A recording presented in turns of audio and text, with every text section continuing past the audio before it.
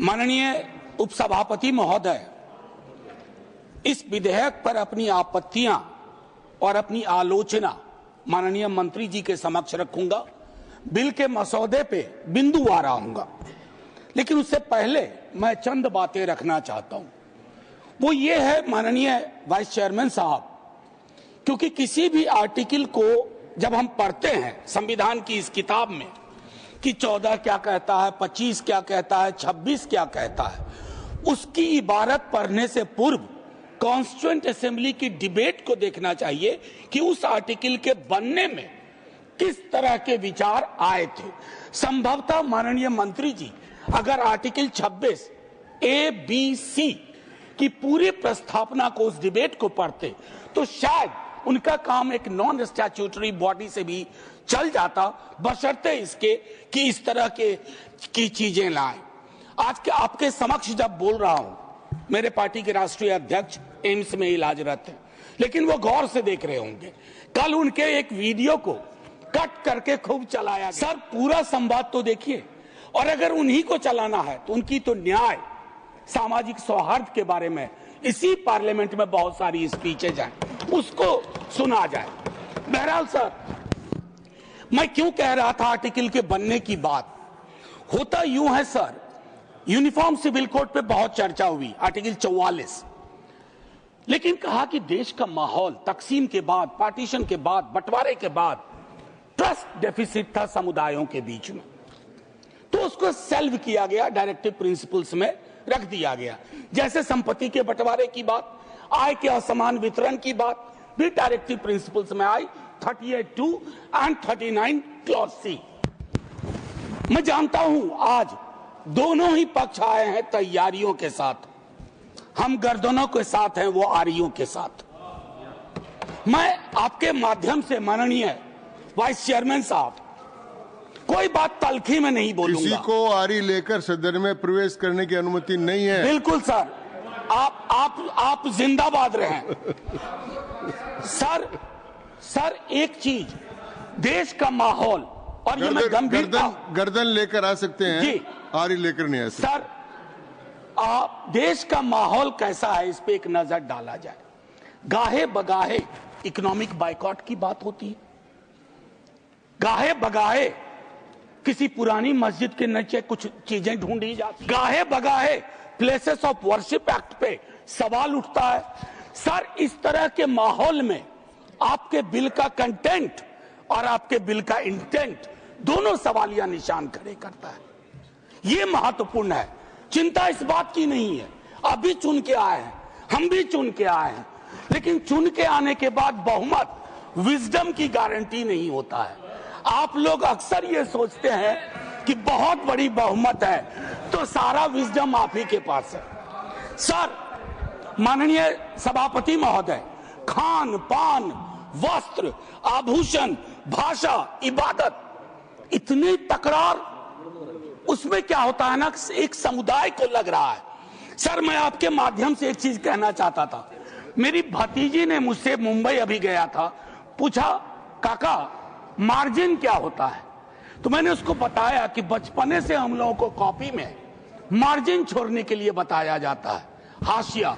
Sir, हमें आदत बन गई है हाशिए पे लोगों को छोड़ने की, हम लगातार हाशिए पे छोड़ रहे हैं। माननीय उपसभापति महोदय, मैं ये कहूंगा, प्रेमचंद ने एक कहानी लिखी थी, ईदगाह, हमारे सारे साथियों ने पढ़ी होगी।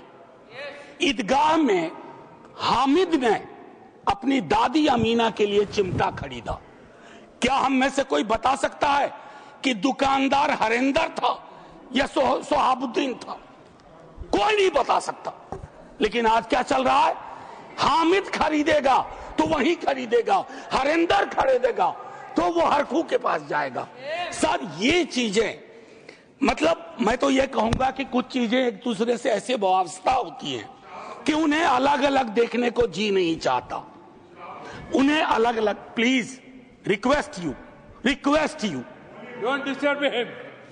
मैं सिर्फ ये कहना चाहता हूं, कुछ चीजें एक दूसरे से ऐसे वाबस्ता होती हैं कि उन्हें अलग अलग देखने को जी नहीं चाहता। सर, इस देश के हिंदुओं को मुसलमानों की आदत है, मुसलमानों को हिंदुओं की आदत है, और ईसाइयों को, सिखों को हिंदुओं और मुसलमानों की आदत है। ये आदतें मत बदलवाइए, ये आदतें मत बदलवाइए।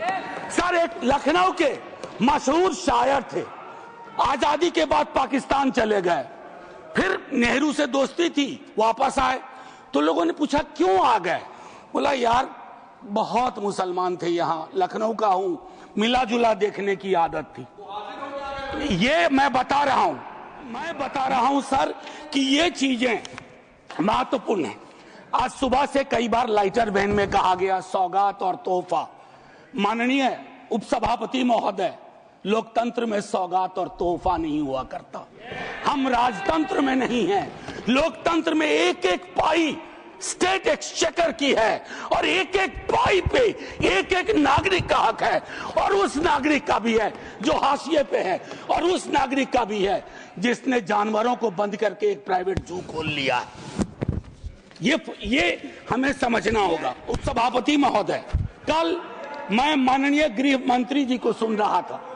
माननीय गृह मंत्री जी बहुत अच्छी तरह से जो वक्फ है उसका ओरिजिन बता रहे थे। मैं तैयारी का सोर्स हम लोगों का शायद कुछ तो समान है हमारे में। तो वक्फ जो है अरबिक का शब्द है, वक्फा से निकला, मान लिया, और इसका मतलब है कि रिलीजियस, जो पवित्र कोई काम हो, दान हो, धार्मिक काम हो, उसमें इसका इस्तेमाल हो। और अलग अलग लोग इसका प्रोनाउंसिएशन अलग करते हैं, कोई वक्फ बोलता है, कोई वकफ बोलता है।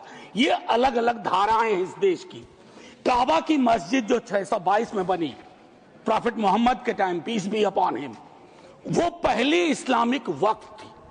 उसके बाद एक चीज हम सबको याद रखना चाहिए, हम किसी भी धर्म के मानने वाले हों, राष्ट्र की अवधारणा से पूर्व नदियां नहीं बटी थी, संस्थाएं ऐसे नहीं बटे थे, बनते गए, उसमें सुधार भी हुआ।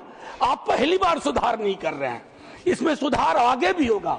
मैंने कहा ना कि दिक्कत होती है कि जब आपका इंटेंट और आपका कंटेंट दोनों मैच करता है तो डर लगता है, क्योंकि उस समुदाय के बारे में सर मैं एक बात जरूर कहूंगा। इस बिल को, चूंकि बिल के कुछ बिंदुओं पे आऊं उससे पहले, बाबा साहब भीमराव अम्बेडकर किया गया, और मैं चाहूंगा बाबा साहब भीमराव अम्बेडकर, उन्होंने एक लाइन कही थी, उसको बार बार पढ़िए, democracy is incompatible in inconsistent with isolation and excluding minority communities.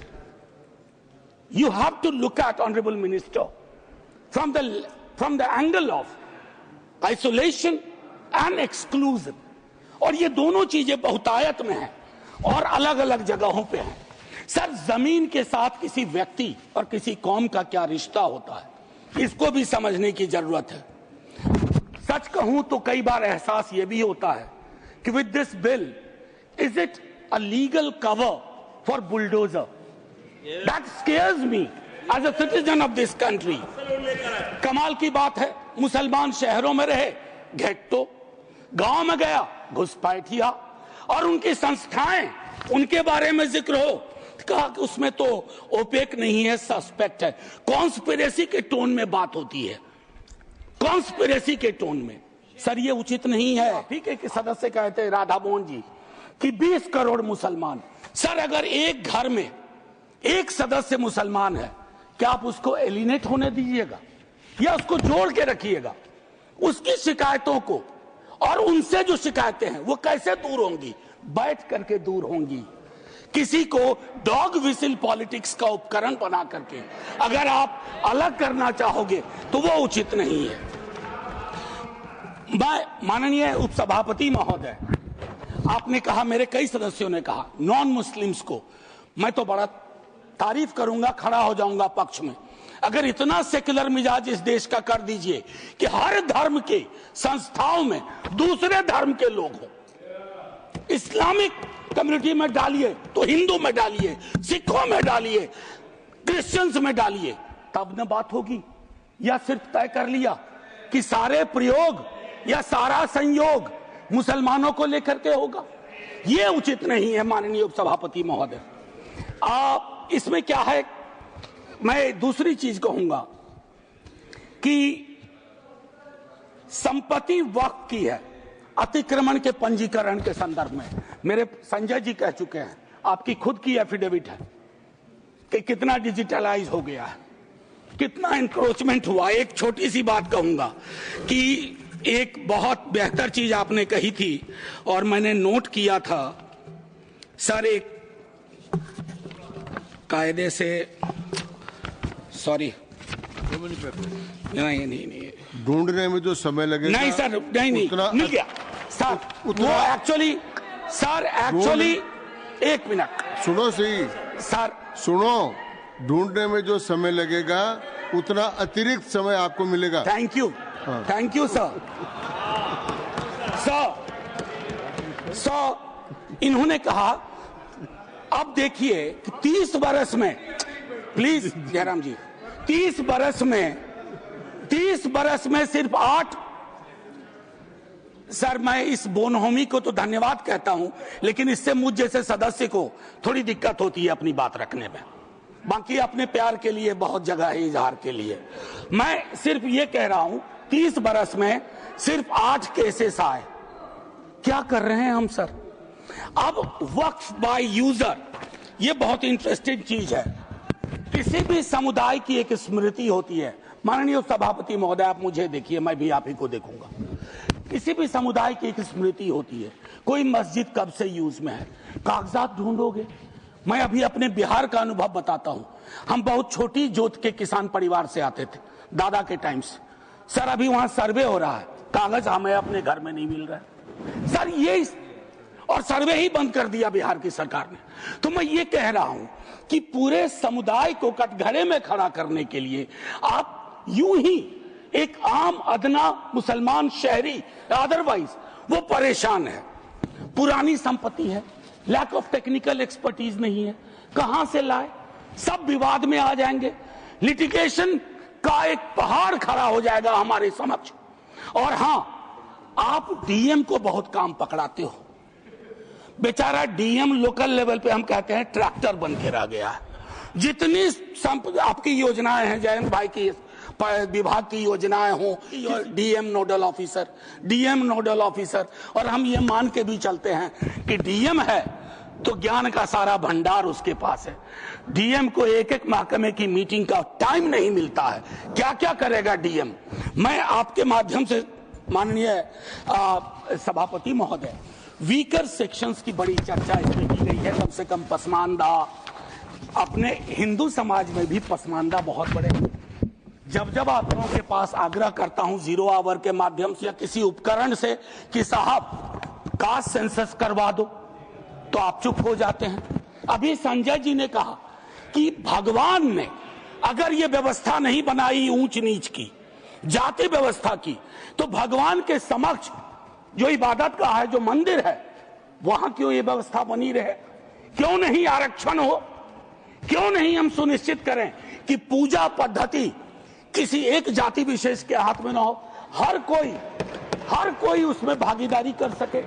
Sir तब तो जो राष्ट्र की संकल्पना थी हमारी, हम उसको साकार कर पाएंगे। अब देखिए कंसल्टेशन, रिजिजू जी बहुत इनोसेंट चरित्र के हैं, बहुत इनोसेंट चेहरा भी है। कंसल्टेशन के इतने आंकड़े बता दिए। अब भूपेंद्र जी आप उठते हैं, लगता है पॉइंट ऑफ ऑर्डर ले लीजिएगा। हाँ sir, consultation, there is absolute lack of consultation. Consultation is not about we called so many meetings. Consultation is about did you listen to them? सुना या सुना दिया? आप सुनते नहीं हो, सुनाते हो।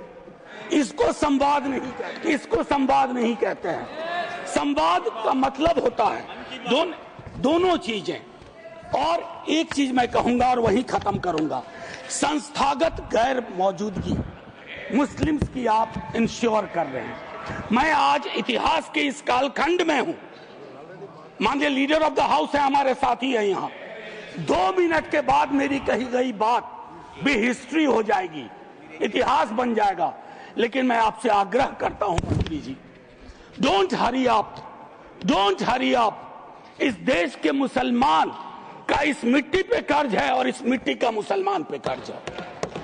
इस कर्ज के रिश्ते को व्यापारी की नजर से मत देखिए, तिजारत की नजर से मत देखिए, क्योंकि अगर वो नजर आपकी नजर में बदलाव नहीं आएगा तो माननीय उपसभापति महोदय, सब कुछ हमारा बिखर के रह जाएगा। आखिरी 1 मिनट लूंगा। मैं सोच के आया था कि क्या कहूं, और मैंने ईदगाह का जिक्र इसलिए किया। एक नूर मियां की सुरमा का भी कर सकता था, विद्रोही जी ने लिखा, उससे पहले केदारनाथ सिंह ने लिखा, लेकिन मैं अदम कोंडवी, गोंडा जिला, उत्तर प्रदेश का आभार करते हुए मैं 2 लाइन पढ़ करके अपनी बात खत्म करूंगा। हिंदू या मुसलमान के एहसासात को मत छेड़िए, अपनी कुर्सी के लिए इस जज्बात को मत छेड़िए। हम में कोई हुण, कोई शक, कोई मंगोल, पता करना बड़ा मुश्किल है कौन कहां से, हम में से कोई हुण, कोई शक, कोई मंगोल, दफन है जो बात, अब उस बात को मत छेड़िए। गलतियां बाबर की थी, जुम्मन का घर फिर क्यों जले। ऐसे नाजुक वक्त में हालात को मत छेड़िए। है कहां हिटलर, हलाकू जार या चंगेज खां, मिट गए सब, कौम की औकात को मत छेड़िए। छेड़िए एक जंग, छेड़िए एक जंग, मिलजुल कर गरीबी के खिलाफ। दोस्त मेरे मजहबी नगमात को मत छेड़िए। हाथ जोड़ के कहता हूं सर, इसको फिर से कंसल्टेशन के लिए भेजिए और एग्जीक्यूटिव के डिसीजन को कमतर करिए, एग्जीक्यूटिव के डिसीजन को, इन्फ्लुएंस को कमतर करिए। और पूरी दुनिया नॉमिनेटेड से इलेक्टेड पे जा रही है, आप इलेक्टेड से नॉमिनेटेड पे जा रहे हो। नॉमिनेटेड लोग बड़े खतरनाक होते हैं, ध्यान रखना सर। जय हिंद सर। धन्यवाद मनोज जी।